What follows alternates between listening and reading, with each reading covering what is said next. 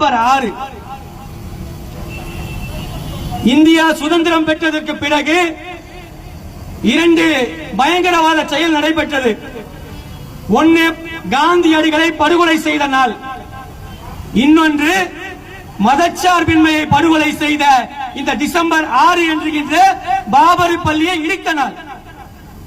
இதை ரெண்டையும் செஞ்சது எந்த பயங்கரவாதி தெரியுமா? இதை ரெண்டையும் செய்தது பாசிச பயங்கரவாதி என்று சொல்லக்கூடிய சங்க பரிவார கூட்டங்கள் தான். இவர்கள் தான் இஸ்லாமியர்களை பார்த்து நீங்கள் பயங்கரவாதிகள், தீவிரவாதிகள் என்று சொல்லிட்டு இருக்கான். இந்த தேசத்தில் பயங்கரவாத செயலை துவக்கி வைத்தவன் யார் என்று சொன்னால் அவன் இந்த சங்க பரிவார கூட்டத்துடைய தலைவன் கோட்சே தான் என்று நமக்கு எல்லாம் தெரியும். அதே போன்றுதான் இந்த பாபர் பள்ளியினுடைய விஷயத்தை எடுத்துக்கொண்டால் இதை இழுத்து இந்த நாட்டில இந்துக்களுக்கும் முஸ்லிம்களையும் பிரித்தாள வேண்டும் என்று சூழ்ச்சியை செய்து இந்த நாட்டில பாபர் பள்ளியை இடித்தான் என்ற வரலாறை நாம் திரும்பி பார்க்க வேண்டும். அன்பானவர்களே, பாபர் பள்ளியினுடைய வரலாறு என்னங்க சுருக்கமா சொல்லவா? பாபர் பள்ளியினுடைய வரலாறு என்ன? இப்ராஹிம் லோடி என்று சொல்லக்கூடிய ஒரு மன்னர் அயோத்தியை ஆட்சி செய்யறான். யார் அவரு? இப்ராஹிம் லோடி யாருங்க? அவர் ஒரு முஸ்லிம் மன்னர், ஒரு கொடுங்கோல் மன்னர். இப்ராஹிம் லோடி என்று சொல்லக்கூடிய ஒரு முஸ்லிம் மன்னர் அயோத்தியை ஆட்சி செய்யறான், கொடுங்கோல் ஆட்சி செய்யறான். சுற்றி இருக்கக்கூடிய ராஜபுத்திர மன்னர்கள் யாரு? ராஜபுத்திர மன்னர்கள் இந்து மன்னர்கள். அந்த இந்து மன்னர்கள் எல்லாம் பாபரை அழைக்கிறாங்க. பாபரே, நீங்க இங்க வாங்க, அயோத்திக்கு வாங்க, வந்து இந்த இப்ராஹிம் லோடியை வெற்றி கொள்ளுங்கள், கொலை செய்யுங்கள், அவரை, இந்த நாட்டை நீங்கள் ஆட்சி செய்யுங்கள் என்று அழைத்தவர்கள் தான் ராஜபுத்திர மன்னர்கள். ராஜபுத்திர மன்னர்கள் அழைத்து தான் பாபர் அயோத்திக்கே வராரு. இந்த வரலாறு எல்லாம் மறைக்கிறானுங்க. ராஜபுத்திர மன்னர்கள் யார்? இந்து மன்னர்கள். இந்து மன்னர்கள் வலிமேல் விழி வைத்து அழைத்து பாபரை அயோத்திக்கு அழைத்துதான் இப்ராஹிம் லோடியை வெற்றி கொண்டு அயோத்தியை வெற்றி பெற செய்தவர் தான் பாபர். அங்கு இருந்த ஆளுநராக இருந்தவர் மீர் பக்கி என்று சொல்லக்கூடிய ஒரு இஸ்லாமியர். அவர் ஒரு பள்ளிவாசலை அயோத்தியிலே கட்டி அந்த கட்டிய பள்ளிக்கு பெயரிட்டது பாபர் பள்ளி. இவ்வளவுதாங்க பாபர் பள்ளி வரலாறு. பாபர் பள்ளி வரலாறு இவ்வளவுதான். எந்த கோயிலையும் இடிக்கல, எந்த கோயிலை இடித்து அந்த கட்டிடத்துக்கு மேல பாபர் பள்ளி கட்டப்படல. தீர்ப்பிலேயே சொல்லப்பட்டிருக்கு. எந்த கோயிலையும் இடிக்கவில்லை, எந்த கோயில் கட்டிடத்துக்கு மேலேயும் பாபர் பள்ளி கட்டல. ஆனால் இந்த சதிகாரர்கள், இந்த நயவஞ்சகக்காரர்கள் என்ன சொன்னா, ஏறத்தாழ 100 வருட காலமாக ஒரு பொய்யை கட்டமைச்சான். என்ன பொய்? இஸ்லாமியர்கள் பள்ளிவாசலை, கோயிலை இடித்துதான் கட்டினா என்று சொன்னான். சொன்னா இல்லையா? அதை கூட இஸ்லாமியர்கள் கூட ஒருவேளை கோயிலை இடித்துத்தான் பாபர் இதை கட்டியிருப்பாரோ என்று சந்தேகப்படக்கூடிய அளவிற்கு, இஸ்லாமியர்கள் மனசிலே பயம் வரக்கூடிய அளவிற்கு இந்த சங்க பரிவார கூட்டம் பிரச்சாரத்தை முன்னெடுத்தது. ஆனால் அப்படியெல்லாம் ஒன்னும் நடக்கிறதான் வரலாறு என்று நீங்கள் பார்த்தீர்கள் என்றால், அப்படி வந்த பாபருக்கு ஒரு கோயிலை இடிச்சுதான் பள்ளிவாசல் கட்டுமாங்க? அந்த அயோத்தியில பள்ளிவாசல் கட்ட இடமே கிடைக்கலையா என்று கேட்டீர்கள் என்றால் நாமளே சிரிப்போம். இன்னும் கேட்க போனா, அந்த ராஜபுத்திரன் மன்னர்கள் இந்துக்கள் அழைச்சாங்கன்னு சொன்ன பாருங்க, அவர்கள் எல்லாம் நாளைக்கு கோயிலை இடிச்சு கட்டினார் என்று சொன்னால் அந்த பாபரை மதிப்பார்களா? இன்னும் சொல்ல போனால், பாபர் மன்னர் அவருடைய பையனுக்கு, ஹுமாயூன் என்ற பையனுக்கு ஒரு கடிதம் எழுதுகிறார். அந்த கடிதத்தில் என்ன எழுதுகிறார் தெரியுமா? இந்துக்கள் வழிபடக்கூடிய விஷயத்துல நீ எந்த தீர்ப்பு எடுக்கக்கூடாது, நீ எந்த நடைமுறையும் எடுக்கக்கூடாது என்று சொல்லி எழுதுகிறார். இப்படிப்பட்ட பாபரை தான் இவர்கள் கோயிலை இடித்தான், கோயிலை இடித்தார் என்று சொல்லி ஒரு 100 வருடம் கட்டமைச்சான் என்று பார்த்தீர்கள் என்றால், எப்படிப்பட்ட ஒரு கொடூர செயலை இந்த சங்க பரிவார கூட்டங்கள் இறங்கி நடத்தியிருக்கு என்பதை இந்த தேசம் புரிந்து கொள்ளணும். எப்பெல்லாம் பிரச்சனை வருதோ அப்பெல்லாம் இஸ்லாமிய சமூகம் கோர்ட்டை நோக்கி ஓடும், கோர்ட்டுக்கு ஓடும். எப்பெல்லாம் பிரச்சனை வந்தாலும் கோர்ட்டுக்கு ஓடும். ஏன்னா இந்த தேசத்துல சட்டத்தின் மீது, மதச்சார்பின்மை மீது, இந்தியாவினுடைய அரசியலமைப்பு சட்டத்தின் மீது நம்பிக்கை கொண்டவர்கள் இஸ்லாமியர்கள். ஆகையால் தான் ஒவ்வொரு வாட்டியும் கோட்டை நோக்கி போய் ஐயா எங்களுக்கு நல்ல தீர்ப்பு கொடுங்க, ஐயா எங்களுக்கு நல்ல தீர்ப்பு கொடுங்க என்று ஒவ்வொரு வாட்டியும் கேட்பான். 1949 அபிராம் தாஸ் என்று சொல்லக்கூடிய ஒரு கயவன் இஷா பள்ளிவாசல்ல இஷா தொழுது முடிஞ்சு பள்ளிவாசல பூட்டிட்டு முகத்தின் போனதுக்கு அப்புறம் திருட்டுத்தனமா பள்ளிவாசல் சோழ குறிச்சு மிம்பர் படியில கொண்டு போய் ஒரு சிலையை வைக்கிறான். சிலையை வச்சா மறுநாள் காலையில பஜருக்கு வந்து பள்ளிவாசல திறந்து பார்த்தா மிம்பர் படியில ஒரு சிலை இருக்கு. என்ன பண்ணிருக்கணும்? அந்த சிலையை அகற்றி இருக்கணும். உடனே பயந்து போய் பள்ளிவாசல் நிர்வாகம் பக்கத்தில் இருக்க போலீஸ் ஸ்டேஷனுக்கு போனாங்க. பக்கத்தில் இருக்க போலீஸ் ஸ்டேஷன்ல போய் இந்த மாதிரி ஒரு சிலை வைக்கப்பட்டிருக்கு, இது மத பிரச்சனை ஆயிரும், நீங்கள் அகற்றித்தார்கள் என்று கேட்டாங்க. அப்பவே தூக்கி ஓரம் போட்டிருந்தா இந்த பிரச்சனையே முடிஞ்சு போயிருக்கும். ஆனால் என்ன செஞ்சாங்க? கோர்ட்டுக்கு போனாங்க. கோர்ட்டுக்கு போனா கே நையார் என்று சொல்லக்கூடிய நீதிபதி என்ன தெரியுமா பண்ணாரு? ஐயா எங்களுக்கு நீதி தாங்க, 420 வருஷமா தொழுகை நடத்திட்டு இருக்கோம் இந்த பள்ளிவாசல்ல, இந்த மாதிரி செலவு வச்சுட்டாங்க என்று கேட்டால் அவர் என்ன தெரியுமா சொன்னாரு? இது சிவில் டிஸ்பியூட். என்ன சொன்னாரு? இது சிவில் டிஸ்பியூட், அதனால பள்ளிவாசலை மூடுங்க என்று சொல்லிட்டார். பள்ளிவாசலை இழுத்து மூடுங்க, எப்ப தீர்ப்பு வருதோ அப்ப பள்ளிவாசலை தொடங்கள் என்று சொல்லி பள்ளிவாசலை இழுத்து மூடிட்டார். அதோட அந்த பள்ளிவாசல்ல தொழுகை நடப்பது நின்று போச்சு. அதற்கப்புறம் அந்த சிலை வச்சிருக்காங்க இல்லையா, 1986 ஒரு மனு போடுறான். என்னன்னா அங்க சிலை வச்சிருக்கோம், அந்த சிலைக்கு நாங்கள் பூஜை செய்யணும் என்று போடுறான். பூஜை செய்யணும் எங்க போறான்? கோர்ட்டுக்கு தான் போறான். அப்போ முஸ்லிம்கள் தரப்பு என்ன சொல்றோம்னா, நீங்கள் அனுமதிக்காதீர்கள் என்று சொல்றோம். ஆனால் 86 கோர்ட்டு என்ன தெரியுமா அநியாயம் செஞ்சுச்சு? திறந்து விட்டு பூஜை நடத்த சொல்லுச்சு, பள்ளிவாசல்ல தொழுகை நடத்த சொல்லல. திறந்து விட்டு பூஜை நடத்த சொல்லுச்சு, ஆனால் பள்ளிவாசல்ல தொழுகை நடத்த சொல்லல. எவ்வளவு பெரிய அநியாயம் 86 நடந்துச்சு. அதோட 1992க்கு முன்னாடி இந்த சங்க பரிவார கூட்டம் ரத யாத்திரை நடத்துது. எல்லா இடத்திலையும் ரத யாத்திரை நடத்தி பாபர் பள்ளியை இடிப்பதற்காக செங்கலக்கூடு, மண்ணக்கூடு, கள்ளக்கூடு என்று சொல்லி இந்த அத்வானி தலைமையில ஒட்டுமொத்தமா எல்லா இடங்கள்லயும் ரத யாத்திரையை நடத்தி மக்களை வெறியூட்டி கொண்டு வந்து வச்சு 92 டிசம்பர் 6 அன்னைக்கு பள்ளிவாசலை சுக்குநூறாக உடைக்கிறான். சுக்குநூறா உடைக்கிறான்.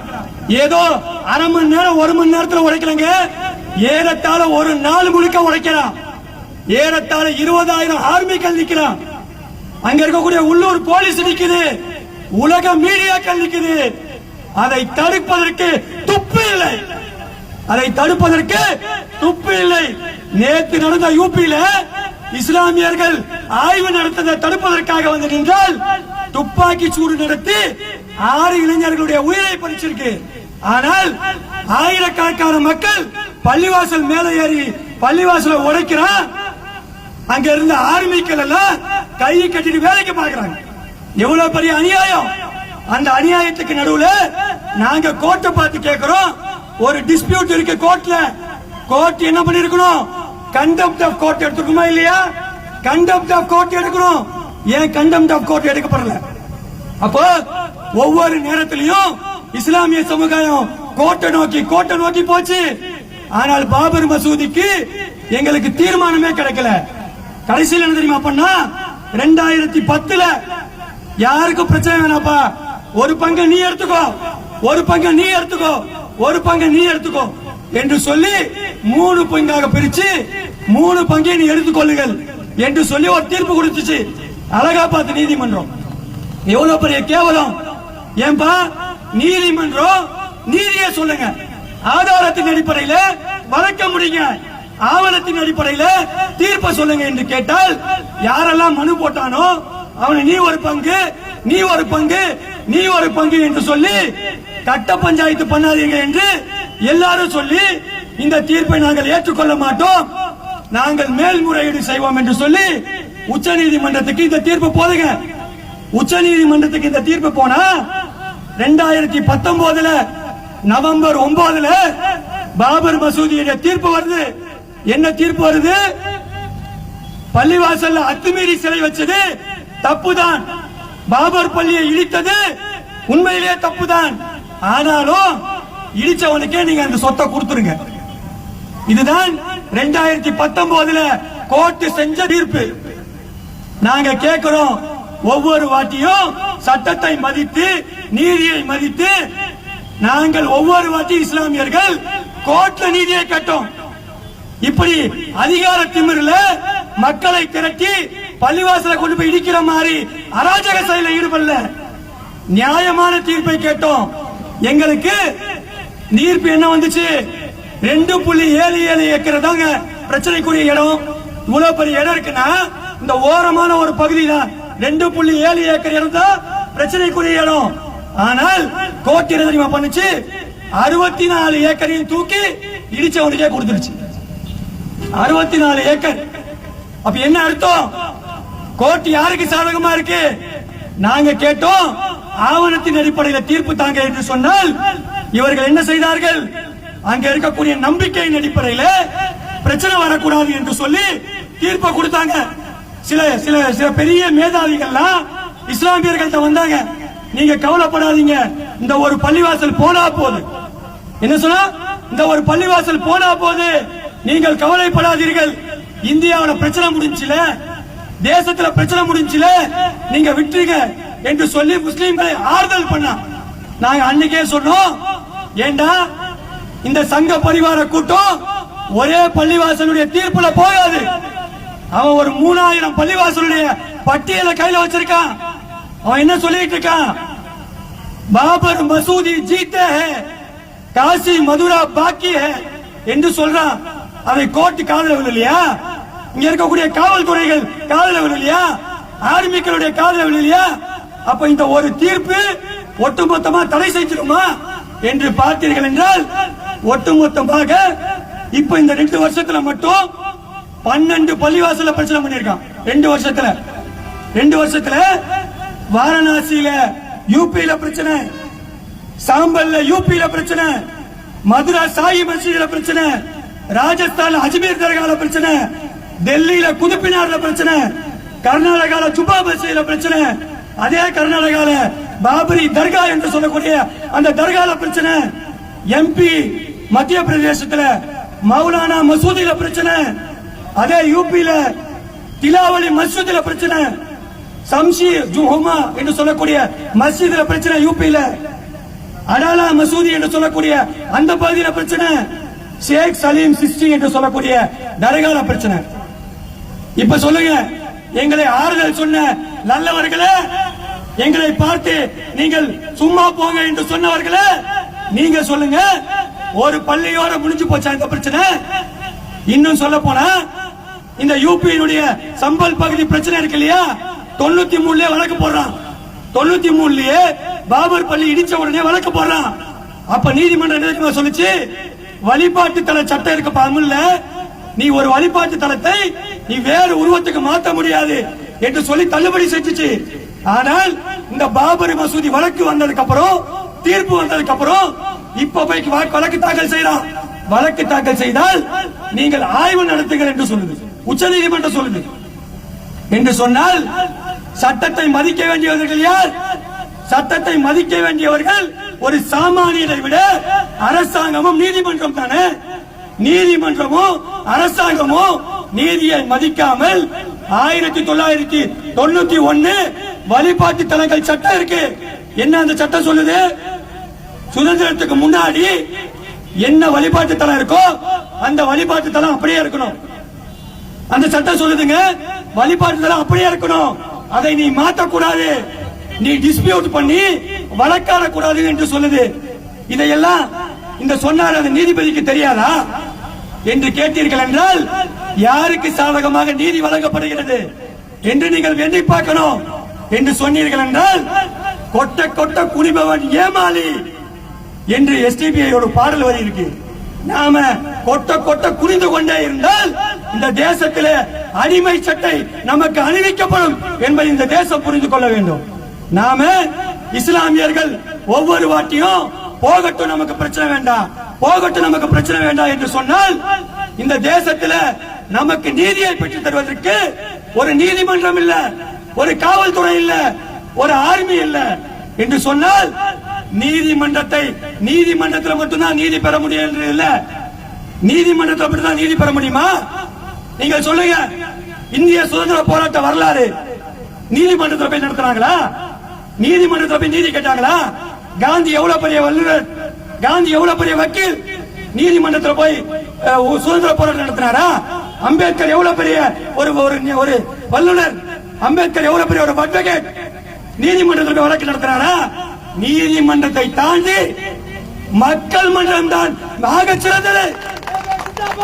மக்கள் மன்றம் தான் சிறந்தது. நாங்கள் எஸ்டிபிஐ கட்சி நாங்கள் அன்னைக்கே முடிவு செஞ்சிட்டோம். நாங்கள் நீதிமன்றத்தை தாண்டி மக்களுடைய நீதிமன்றத்துக்கு நாங்கள் வந்துவிட்டோம். நாங்கள் நீதிக்காக போராடி கொண்டிருக்கின்றோம். நீதியை வழங்கு. இவ்வளவு நேரம் சொன்ன இல்லையா, இதெல்லாம் நீதிக்கு எதிரானது. நாங்கள் உண்மையை சொல்றோம். பள்ளிவாசல் கண்கூடா இருந்துச்சு. முன்னாள் உச்ச நீதிமன்றத்தினுடைய நீதிபதி கங்குலி கேட்கிறாரு, ஒருவேளை இந்த தீர்ப்பு இப்படி சொன்னாரேப்பா, இந்த தீர்ப்பு ஒருவேளை பள்ளிவாசல் இடிக்கப்படாம இருந்தா பள்ளிவாசலை இடிச்சு அந்த இடத்தை கொடுங்கன்னு சொல்லிருப்பாரா? பள்ளிவாசலை இடிச்சு அந்த இடத்தை கொடுங்கன்னு சொல்லிருப்பாரா என்று உச்ச நீதிமன்றத்துடைய நீதிபதி கேட்கிறார். அந்த 5 நீதிபதிகளுக்கும் நீங்க எடுத்து பாருங்க, ஒவ்வொருத்தருக்கும் ஒரு பதவி. ஒருத்தருக்கு லோக் ஆயுக்தா பதவி, ஒருத்தருக்கு நாடாளுமன்ற உறுப்பினர், ஒருத்தருக்கு வேற ஏதோ கொடுக்கப்படும் போல இருக்கு. இப்படியாக நீதிபதிகள், அந்த 5 நீதிபதிகளுக்கு சன்மானம் வழங்கப்படுது. நான் முன்னாடி சொன்ன பாருங்க, கே நையார் 1949 ஒரு வழக்கு சொன்னாரு. அவரு பொண்டாட்டிக்குமே நாடாளுமன்ற உறுப்பினர் கொடுக்கப்பட்டுச்சு. அப்போ நீதியை விலை கொடுத்து வாங்கி கொண்டிருக்கிறது சங்க பரிவாரம். அப்படி எனும் போது இஸ்லாமியர்களுக்கான ஒரே வழி இந்த நீதிமன்றம் தான். இந்த நீதிமன்றத்தில் social democratic party of India நாங்கள் களம் கண்டு கொண்டிருக்கின்றோம். அன்பான பாசிசத்தை வேரோடும் வேரடி மண்ணோடும் பிடுங்கி எறிவதற்காக உருவாக்கப்பட்ட அரசியல் கட்சி தான் social democratic party of India என்கின்ற இந்த அரசியல் கட்சி. ஆகவே நாங்க சொல்றோம், சச்சா லிப்ரான் நாங்க குறைஞ்சபட்சம் கேட்கிறேங்க. பாபர் மசூதியை இடிச்சிட்டாங்க, தீர்ப்பு சொல்லிட்டீங்க, இடிச்சவனுக்கு தண்டனை கொடுங்க. இடிச்சவனுக்கு தண்டனை கொடுக்கணுமா இல்லையா? 68 பேரை லிப்ரான் கமிஷன் என்ற ஒரு கமிஷன் போட்டு 68 பேரை சொல்லுச்சு. 68 பேர்ல முரளி மனோகர் ஜோஷி, அத்வானி, இன்னும் எல்லா கய பசங்க, எல்லா திருட்டு பசங்களும் இருந்த 68 பேர். அந்த 68 பேர்ல நாம கேட்டோம், குறைஞ்சபட்சம் அவன் அரெஸ்ட் பண்ணி ஜெயில போடியா, ஜெயில போடு, பள்ளிவாசல இடிச்சிருக்கான், ஜெயில போடு என்று கேட்டால் 68 பேரையும் விடுதலை செய்தது இந்த நாடு என்று பார்த்தீர்கள் என்றால் நியாயம் எங்க இருக்கு? நியாயம் எங்க இருக்கு? இடிச்சவனுக்கு லேண்ட் கொடுத்துட்டீங்க, இடிச்சவனுக்கு தண்டனை இல்ல. பள்ளிவாசலை கட்டுவதற்கு என்ன தெரியுமா செஞ்சது கோர்ட்டு? ஒரு 5 ஏக்கர் நிலத்தை கொடுத்து அந்த ஊருக்கு வெளியில போய் நீ பள்ளிவாசல் கட்டிக்கோ, ஊருக்கு வெளியில போய் நீ பள்ளிவாசல் கட்டிக்கோ. ஆனால் இந்த இடத்துல எது? நாங்கள் ராமர் கோயிலை கட்டுவதற்காக ஒரு போர்டு அமைச்சு அந்த போர்டுக்கான விஷயங்களை அரசாங்கம் நடத்தணும் என்று ஆர்டர் போடுது. பள்ளிவாசலை நீங்க போய் கட்டிக்கீங்க. 5 ஏக்கர் நிலத்துக்கா ஒரு இஸ்லாமியன் உன்ட்ட வந்து கோர்ட்ல வந்து நின்று எனக்கு வேணும்னு கேட்டுட்டு இருந்தா, இந்த நாட்டில் லட்சோப லட்ச கோடிக்கணக்கான சொத்துக்களை வக்ஃபு சொத்துக்களாக கொடுத்த ஒரு சமூகம் இருக்கும் என்றால் அது இஸ்லாமிய சமூகம். இஸ்லாமிய சமூகம். செங்கோட்டை எங்க இருக்கு? கொடி ஏத்துறீங்களா? செங்கோட்டை யாருடைய சொத்து? வக்ஃபு சொத்து. ஏறத்தாழ நூற்றுக்கணக்கான சொத்து, நூற்றுக்கணக்கான ஏக்கர் சொத்துக்கள், ஆயிரக்கணக்கான ஏக்கர் சொத்துக்கள், நீதிமன்றம் இருக்கு, பஸ் ஸ்டாண்ட் இருக்கு, பெரிய பெரிய சொத்துக்கள் அந்த இதுல இருக்கு. எல்லா வக்ஃபு சொத்துக்களையும் கொடுத்து டெல்லிக்கு போங்க. டெல்லிக்கு போனீங்கன்னா அங்க சுற்றுமுற்றி இருக்கக்கூடிய எல்லா இடமும் இஸ்லாமியர்கள் கொடுத்த வக்ஃபு சொத்து. 5 ஏக்கர் நிலத்துக்காக வழக்கு போட்டோமா? நீதிக்காக வழக்கு போட்டாங்க. நீதியை சொல்லு. பாபர் மசூதி இருந்துச்சா இல்லையா? இருந்துச்சு. பாபர் மசூதி இருந்துச்சுன்னு சொன்னா அதை இடிச்சானா இல்லையா? இடிச்சான். இடிச்சவனுக்கு ஏன் நீங்க அந்த சொத்தை நீங்கள் கொடுத்தீர்கள் என்று கேட்டு நாங்கள் போராடி கொண்டிருக்கின்றோம். நாங்கள் உச்ச நீதிமன்றத்தை மதிக்கிறோம். நாங்கள் ஒருபோதும் உச்ச நீதிமன்றத்தை எதிர்த்து பேசல. உச்ச நீதிமன்ற தீர்ப்பை நாங்கள் மதிக்கிறோம். ஆனால் உச்ச நீதிமன்றம் மக்களுடைய உணர்வை மதிக்கிறோம். மக்களுடைய உணர்வை மதித்தால் தான் அது நீதிமன்றம். நாங்க நீதியை தான் கேட்கிறோம். நீங்க பிரச்சனை முடிஞ்சுன்னு சொல்லி சொன்னீங்கன்னா ஏன் யூபில அனுமதி கொடுத்தீங்க? ஏன் வாரணாசியில அனுமதி கொடுத்தீங்க? ஏன் அஜ்மீர் தர்கால நீங்கள் அனுமதி கொடுக்கிறீங்க என்று கேட்டால் அதற்கு பதில் இல்லை. இப்படியே போயிட்டு இருந்துச்சுன்னா இவன் என்ன நினைக்கிறானா, யூபியில தான் அவ்வளவு பிரச்சனை. 12 இடம் சொன்ன இல்லையா, அந்த 12ல ஏறத்தாழ 7 பள்ளிவாசல் பிரச்சனை ஊபியில தான். என்ன தெரியுமா பிரச்சனை ஊபியில? அங்க இருக்காரு பாரு ஒரு முதலமைச்சர் சாமியாரு, அவருக்கு செல்வாக்கெல்லாம் இழந்து போச்சு. சமீபத்தில் நடத்தின நாடாளுமன்ற தேர்தல்ல, அந்த நாடாளுமன்ற தேர்தலில் 33 இடம் தான் ஜெயிச்சாங்க பாஜக. மீதமுள்ள 47 இடத்துல யார் ஜெயிச்சானா, இந்தியா கூட்டணி என்று சொல்லக்கூடிய மக்களால் தேர்ந்தெடுக்கப்பட்ட மக்கள் அந்த பக்கம் வந்துட்டாங்க. அப்போ 47 இடத்துல இந்தியா கூட்டணி என்று சொல்லக்கூடிய கூட்டணியும் 33 இடத்துல இந்த பிஜேபி ஜெயிச்ச உடனே பயந்து போயிட்டான். கையில ஒண்ணும் இல்ல, மக்கள் இந்து மக்கள்கிட்ட போய் சொல்வதற்கு ஒண்ணும் இல்ல. ராமர் கோயிலை கட்டுவேன், ராமர் கோயிலை கட்டுவேன் என்று சொன்னா இன்னைக்கு ராமர் கோயிலை கட்டிட்டான். அரசியல் செய்வதற்கு ஒண்ணும் இல்ல. அடுத்த வருஷம் எலெக்ஷன் வருது, யூபியில எலெக்ஷன் வருது. ஆகையால தான் இன்னைக்கு யூபியில இந்த சம்பல் இந்த பகுதியில இந்த பள்ளிவாசலை ஆய்வு செய்ய சொல்லி மக்களை கிளர்ச்சி அடைய செய்யறான். ஆமாங்க, ஏமாற்றப்பட்டிருக்கும் இந்த சமூகம் கிளர்ச்சி அடைய தான் செய்யும். இந்த சமூகம் என்ன பண்ணும், போராடதான் செய்யும். போராடியவன்லாம் பெரிய AK-47 கொண்டு வந்தானா, கத்தி கமரா கொண்டு வந்தானா, உரிமைக்காக போராட வந்து நின்னவன நீ எப்படி கலைச்சிருக்கணும்? ஊபியில நீங்க கண்ணீர் குண்டு அடிச்சு கலைச்சிருக்கணும், லட்டி சார்ஜ் அடிச்சு கலைச்சிருக்கணும். யார் உங்களுக்கு அதிகாரம் கொடுத்தது? 6 இளைஞர்களை துப்பாக்கியால் சுட்டு சாகடிச்சு விரட்டு என்று சொன்னால் முஸ்லிம்களுடைய உயிர் அவ்வளவு இலகுவா போச்சா? லிபரான் கமிஷன் சொன்னாரு, லிபரான் ஒரு ஆணையை சொன்னாரு, இந்த 68 பேர் குற்றவாளியா சொல்லிட்டு பாபர் மசூதியை இடிப்பதற்கு காரணமாக இருந்தது எது என்று சொல்லிட்டு ஒரே ஒரு விஷயத்தை லிபரான் சொன்னாரு. அதை நம்ம எல்லாம் தெரிஞ்சுக்கிறோம். அந்த லிபரான் என்ன சொன்னார்னா, அன்னைக்கு மட்டும் இஸ்லாமியர்களுக்காக ஒரு அமைப்பு இருந்திருந்தா இந்த பாபர் மசூதி இடிக்கப்பட்டிருக்காது என்று சொன்னார். என்ன சொன்னாரு? அன்னைக்கு மட்டும் இஸ்லாமியர்களுக்காக ஒரு அமைப்பு இருந்திருந்தால் பாபர் மசூதி இடிக்கப்பட்டிருக்காது என்று சொன்னார். நாங்கள் இன்னைக்கு சொல்றோம், 2009 social democratic party of India துவங்கப்பட்டுச்சு. இனிமேல் ஒரு பள்ளிவாசலில் இருந்தோம் நாங்கள் உயிரை கொடுத்தேனோ, ஒரு பள்ளிவாசல் இருந்து கூட ஒரு கல்ல கூட நம்மளால நகர்த்த முடியாது. இந்தியா முழுமைக்கும் SDPI கட்சி வளர்ந்து நிற்கிறோம். இன்னைக்கு கூட தேசம் முழுமைக்கு இந்த போராட்டத்தை முன்னெடுக்கிறோம். நாங்க நிறைய பேரு நிறைய அமைப்புகள் எல்லாம் சோர்ந்து போயிட்டான், நொந்து போயிட்டான். எங்களுக்கு அதை பத்தி கவலை இல்லைங்க. SDPI கட்சியுடைய ஒவ்வொரு தொண்டனுடைய ரத்தம் சுண்டுற வரைக்கும், ரத்த தடையப்படுற வரைக்கும் நீதிக்கான போராட்டத்தில் முன்னணி நடத்துவோம். நீதிக்கான போராட்டம் என்பது என்ன என்பதை இந்த நாடு SDPI கட்சியினுடைய தலைமையில் சந்திக்கும் என்பதை நான் சொல்றேன். ஆகவே அன்புக்குரியவர்களே, நீங்கள் சிந்தித்து பாருங்கள். பிரச்சனை முடியாது, இவன் பிரச்சனைகளை செய்து கொண்டே இருப்பான். நான் மத்திய மாநில அரசுகளுக்கும் நீதிமன்றத்துக்கும் கோரிக்கை வைக்கிறேன். இந்த போராட்டத்தின் வாயிலாக உங்களுக்கு ஒரு அதிகாரம் இருக்கு. என்ன அதிகாரம்னா, அரசியல் சட்ட பிரிவு 142 சொல்லுது, உச்ச நீதிமன்றம் இனிமேல் எந்த பள்ளிவாசல்லையும் ஆய்வு செய்வதற்கு அனுமதிக்க மாட்டேன் என்று சொல்லி கீழமை நீதிமன்றங்களுக்கு சொல்ல முடியும். அந்த 142 சட்டத்தை உச்ச நீதிமன்றம் எடுத்து இந்த நாட்டில மதச்சார்பின்மை, மத நல்லிணக்கம், அண்ணன் தம்பிகளாக வாழ்ந்து கொண்டிருக்கக்கூடிய இந்த மக்களுக்கு இடையில பிளவு ஏற்படுத்தாமல் இருக்கணும்னா அப்படியான சட்டத்தை உச்ச நீதிமன்றமே நீங்க பாஸ் பண்ணுங்க. நீதிமன்றங்களே நீங்கள் பாஸ் பண்ணுங்க. அப்பதான் இந்த பிரச்சனை ஓயும். ஏன்னா இந்த சங்க பரிவார கூட்டம் அரசியலுக்காக முஸ்லிம்களுடைய உயிரை, முஸ்லிம்களுடைய உடைமைகளை அரசியலாக்கி தேவையில்லாத பிரச்சனைகளை செய்து கொண்டிருக்கின்றார். ஆகவே அன்புக்குரியவர்களே, நாங்கள் சொல்வது என்னன்னா, இந்த தேசத்துல நீதிக்கான போராட்டம் என்பது தொடர்ச்சியாக நடைபெறும். ஒவ்வொரு ஆண்டும் SDPI கட்சி இந்த நீதி நிலை பெறும் வரை இந்த பாபரி மசூதிக்கான நீதிக்கான போராட்டத்தை முன்னெடுக்கும். இதை தடுக்க எந்த சக்தி வந்தாலும் அதை தகர்த்தெறிந்து போராட்டத்தை முன்னெடுக்கும்.